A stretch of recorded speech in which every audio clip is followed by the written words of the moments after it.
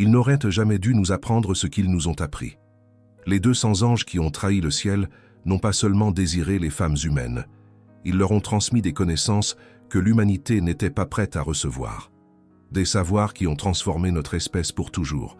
Des secrets qui ont ouvert des portes qui n'auraient jamais dû être ouvertes. Elena Blavatsky a découvert la liste complète de ces enseignements interdits. Et ce soir, tu vas savoir exactement ce que les anges déchus nous ont révélé. Chaque avancée technologique que nous considérons comme un progrès humain a une origine bien plus ancienne et bien plus troublante. La métallurgie, l'astronomie, la médecine, les cosmétiques, la guerre. Tout cela nous vient des vigilants. Ces anges qui ont choisi de partager avec nous des connaissances célestes que nous n'avions pas méritées. As-tu déjà eu l'intuition que certaines connaissances humaines semblaient trop avancées pour leur époque, que des civilisations anciennes possédaient des savoirs qui n'auraient pas dû exister? Cette intuition est correcte, et ce soir, tu vas comprendre pourquoi. Cette question a hanté les chercheurs pendant des siècles. Comment les Égyptiens connaissaient-ils la précession des équinoxes?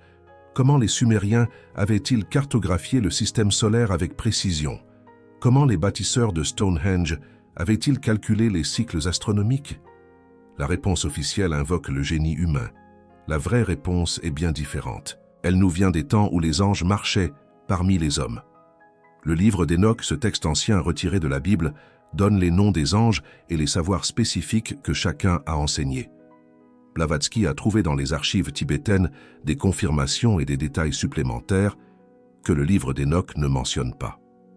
Ensemble, ces sources dessinent un tableau complet de l'héritage interdit que nous avons reçu. Laisse-moi te présenter les enseignements des anges déchus, un par un.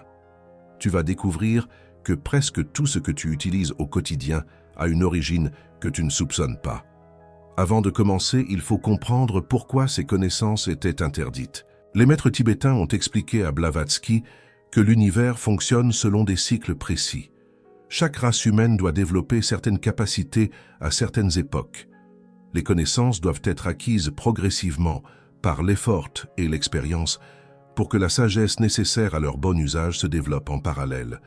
Les vigilants ont court-circuité ce processus. Ils ont donné à l'humanité des pouvoirs qu'elle n'aurait dû acquérir que des millions d'années plus tard. C'était comme donner un fusil à un enfant de 3 ans. L'enfant peut appuyer sur la gâchette, mais il ne peut pas comprendre les conséquences de son geste. L'humanité a reçu des pouvoirs de création et de destruction sans avoir développé la maturité spirituelle pour les utiliser sagement. C'est pourquoi ces enseignements sont appelés interdits, non pas parce qu'ils sont mauvais en eux-mêmes, mais parce qu'ils ont été donnés trop tôt, et les conséquences de ce don prématuré ont été catastrophiques. Azazel était le chef des instructeurs. Le livre d'Enoch dit qu'il a enseigné aux hommes l'art de forger les épées, les couteaux, les boucliers et les cuirasses. Il leur a montré comment extraire les métaux de la terre et comment les transformer en outils de guerre. Avant Azazel, l'humanité ne connaissait que la pierre et le bois. Après lui, elle a pu tuer avec une efficacité sans précédent. Mais Azazel n'a pas seulement enseigné la guerre. Il a aussi appris aux femmes l'art de la parure, les bracelets, les ornements, l'usage de l'antimoine pour maquiller les yeux, les teintures pour colorer les vêtements et les cheveux. Ces connaissances peuvent sembler innocentes, mais les maîtres tibétains ont expliqué à Blavatsky leur véritable nature. L'art de la parure n'est pas simplement esthétique. Il manipule les énergies subtiles qui entourent le corps humain. Les bijoux en métaux précieux amplifient ou bloquent certaines fréquences énergétiques. Le maquillage modifie la façon dont l'aura est perçue par les autres. Les couleurs des vêtements influencent les émotions de ceux qui les regardent. Azazel a enseigné aux femmes comment manipuler les perceptions et les désirs des hommes à travers ces arts.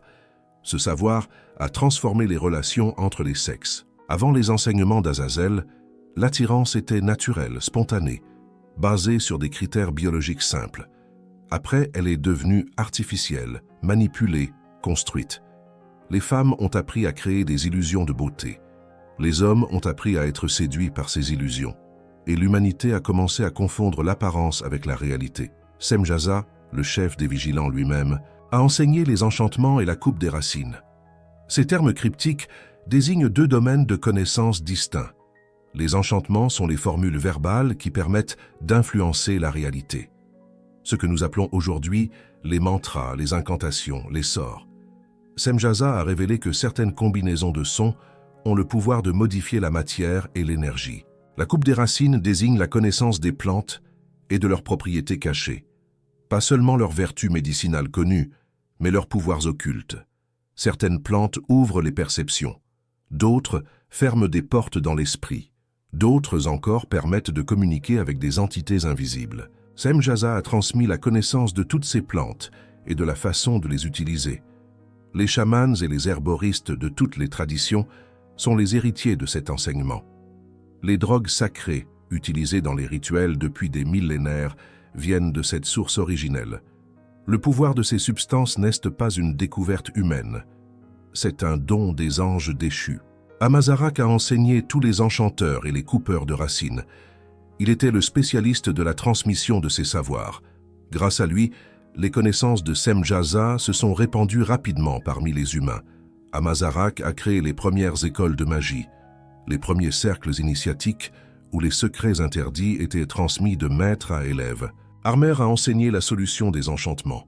Cela signifie qu'il a révélé comment défaire ce qui avait été fait par la magie, comment briser les sorts, comment libérer quelqu'un d'une influence occulte.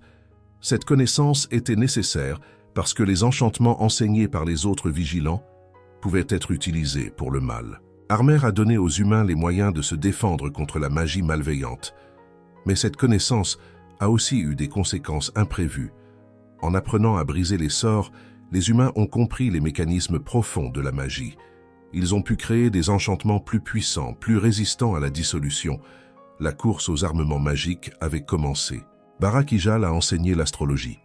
Pas l'astrologie populaire que tu connais, celle des horoscopes simplifiés. L'astrologie véritable, la science des influences célestes sur les destinées humaines. Barakijal a révélé que chaque planète, chaque étoile, émet des énergies qui affectent la vie sur Terre. Il a enseigné comment lire ces influences et comment les utiliser. Cette connaissance a donné aux humains le pouvoir de prédire l'avenir, pas de façon absolue, car le libre arbitre existe. Mais les grandes tendances, les moments favorables et défavorables, les cycles de croissance et de déclin. L'astrologie de Barakijal permettait de naviguer dans le temps comme un marin navigue sur l'océan en suivant les étoiles. Les maîtres tibétains ont confirmé à Blavatsky que l'astrologie authentique est une science exacte. Les simplifications modernes l'ont déformée au point de la rendre presque inutile, mais les principes originaux, ceux enseignés par Barakijal, restent valides pour qui sait les appliquer. Kokabiel a enseigné les présages, les signes que la nature envoie pour avertir les humains des événements à venir. Le vol des oiseaux, le comportement des animaux, les formes des nuages, les rêves.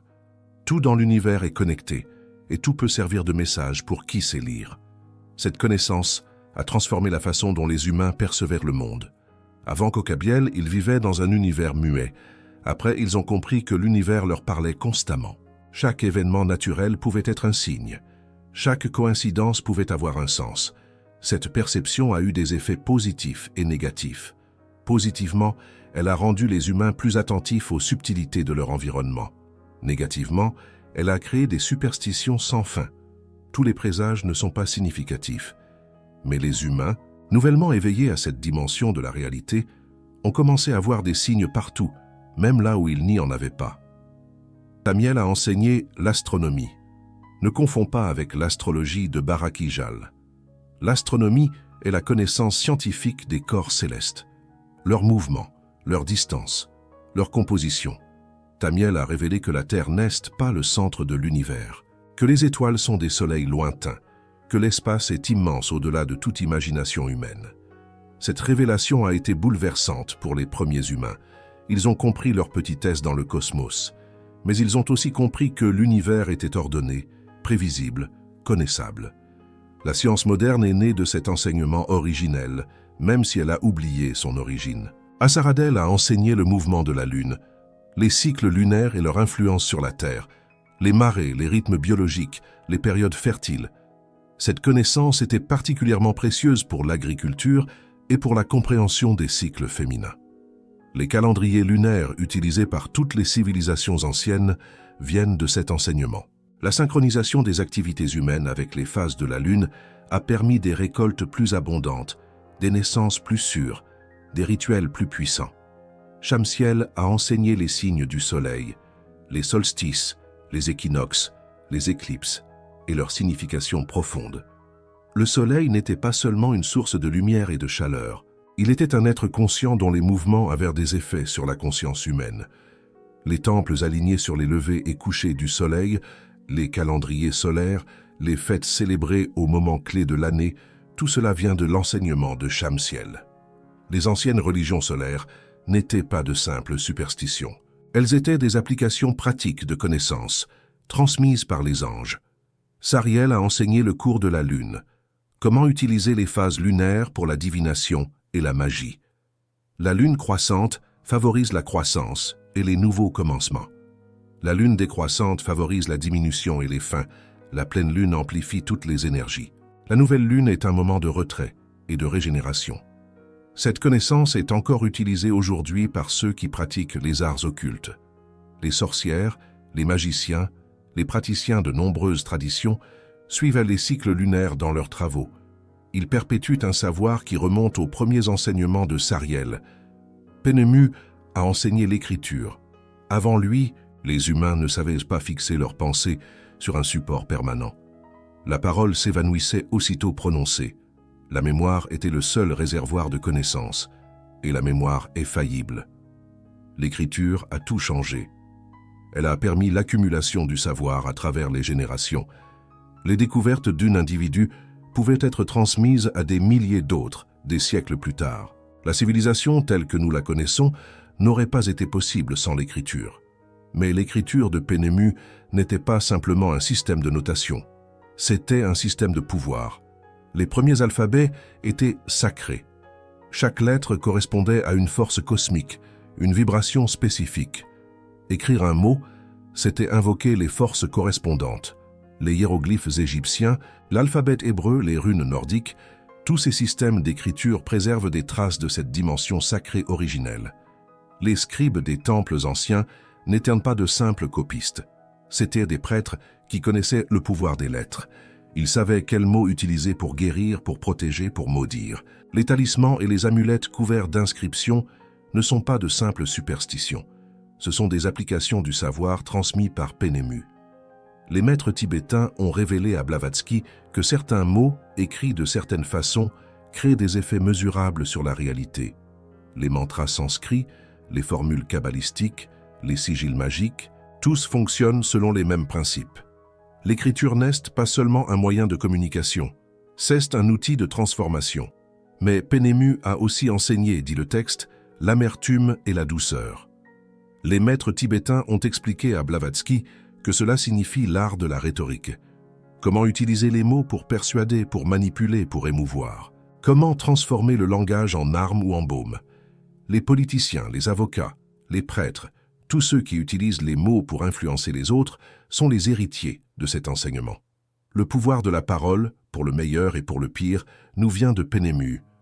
Kasdeja a enseigné les coups des esprits et des démons, et les coups de l'embryon dans le ventre pour le faire sortir. Cette description troublante mentionne deux domaines de connaissance. Le premier est l'exorcisme, l'art de combattre les entités malveillantes. Le second est l'avortement, la connaissance de comment interrompre une grossesse. Ces deux savoirs sont liés par un fil commun.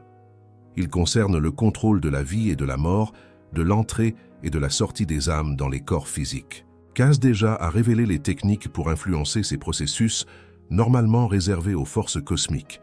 Gadriel, selon certaines traditions, est celui qui a séduit Ève dans le jardin d'Éden.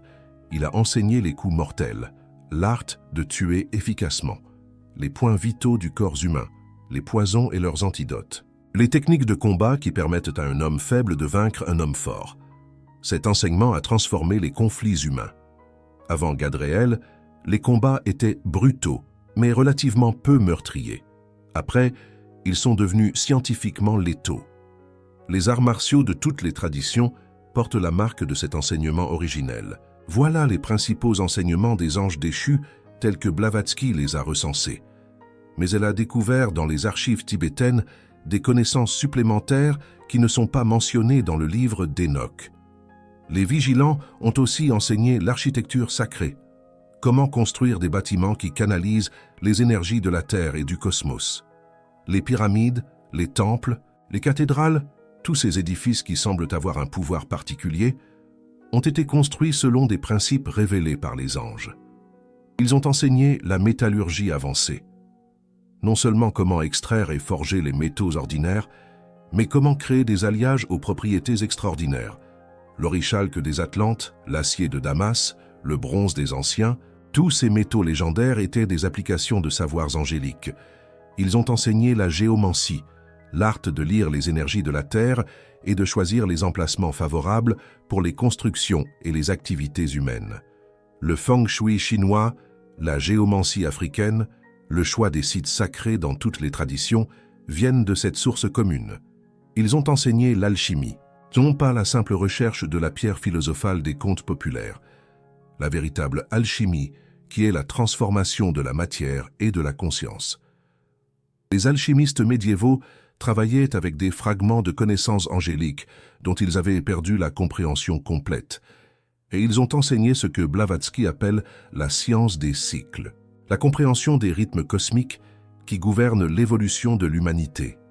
Les yugas hindous, les ères astrologiques, les prophéties sur les fins de cycle, tout cela repose sur des connaissances transmises par les vigilants. Les vigilants ont également enseigné la science des nombres, pas l'arithmétique simple que nous utilisons pour compter, la numérologie sacrée, la compréhension que chaque nombre porte une vibration spécifique, une signification cosmique. Le nombre 7 représente la complétude, le nombre 12 représente le cycle parfait, le nombre 40 représente l'épreuve et la transformation. Ces correspondances ne sont pas des inventions humaines, ce sont des révélations angéliques. La géométrie sacrée fait partie de cet enseignement. Les proportions divines, le nombre d'or, les formes platoniciennes, ces structures géométriques ne sont pas de simples abstractions mathématiques, ce sont les patterns fondamentaux selon lesquels l'univers est construit. Les vigilants ont révélé comment utiliser ces formes pour créer des espaces de pouvoir, des objets chargés d'énergie, des symboles capables d'influencer la réalité. La musique sacrée constitue un autre domaine d'enseignement. Les gammes, les harmoniques, les fréquences qui affectent la conscience et la matière. Les chants grégoriens, les ragas indiens, les tambours chamaniques, tous utilisent des principes révélés par les anges. Certaines fréquences guérissent, d'autres détruisent. La musique est une forme de magie sonore dont les effets dépassent le simple plaisir esthétique. Pourquoi ces enseignements étaient-ils interdits? Pourquoi les anges ont-ils été punis pour les avoir transmis? Les maîtres ont expliqué à Blavatsky que l'humanité de cette époque n'était pas prête à recevoir ces savoirs. Elle était encore jeune dans son évolution spirituelle. Elle n'avait pas développé la sagesse nécessaire pour utiliser ses pouvoirs de façon responsable. Donne une arme à un enfant et il se blessera ou blessera les autres. C'est exactement ce qui s'est passé. Les humains ont utilisé les connaissances des anges pour la guerre, la manipulation, la destruction. Ils ont créé des déséquilibres qui ont finalement conduit aux catastrophes qui ont détruit les civilisations antédiluviennes. Les vigilants savaient-ils ce qui allait se passer? Certains textes suggèrent que oui, qu'ils ont transmis ces connaissances en sachant les conséquences. Peut-être espéraient-ils que l'humanité serait plus sage qu'ils ne le craignaient. Peut-être étaient-ils trop aveuglés par leur désir pour penser clairement. Peut-être voulaient-ils délibérément créer le chaos. Blavatsky pensait que les motivations des vigilants étaient complexes et variées. Certains agissaient par amour véritable pour leurs épouses humaines et voulaient leur donner des cadeaux. D'autres agissaient par orgueil, voulant être adorés comme des dieux. D'autres encore agissaient peut-être selon un plan cosmique que nous ne pouvons pas comprendre. Quelle que soit la motivation, les conséquences ont été les mêmes.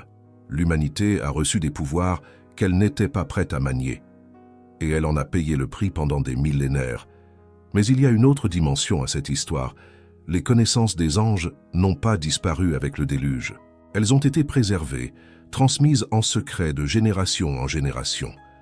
Les écoles de mystère de l'Antiquité, les sociétés secrètes du Moyen-Âge, les ordres initiatiques modernes, tous prétendent détenir des fragments de ce savoir originel. Blavatsky elle-même a été initiée à certains de ces enseignements.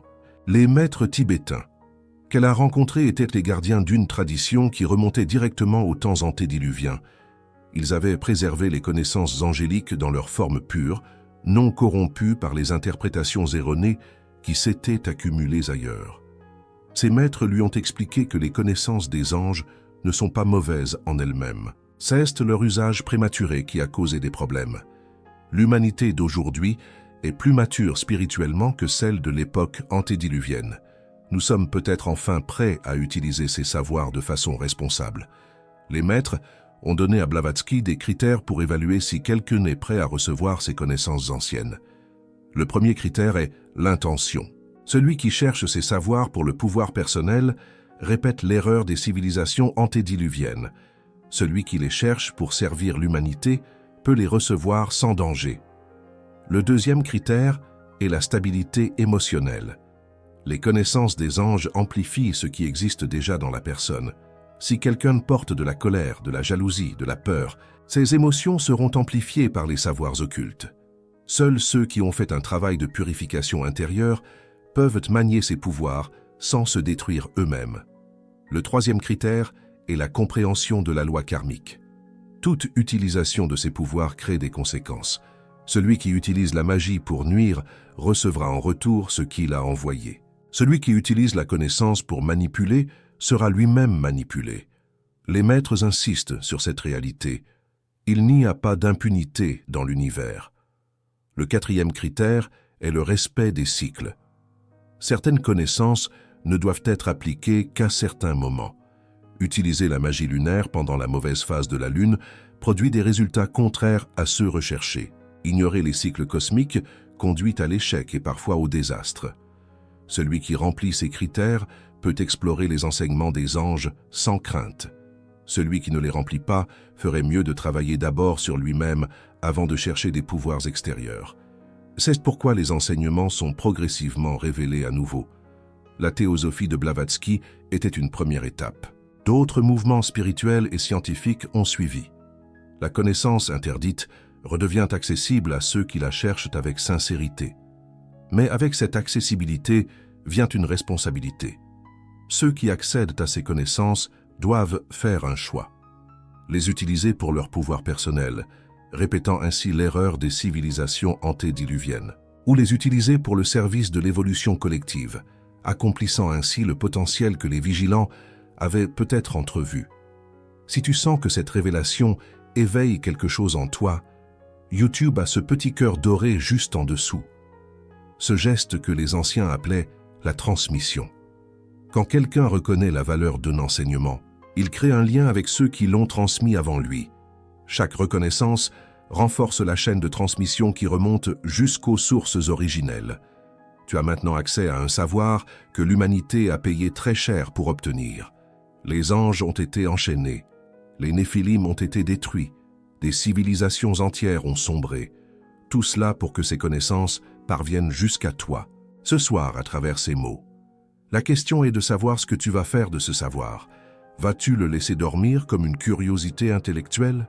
Ou vas-tu explorer plus profondément, chercher les applications pratiques, développer les capacités que ces connaissances peuvent éveiller en toi?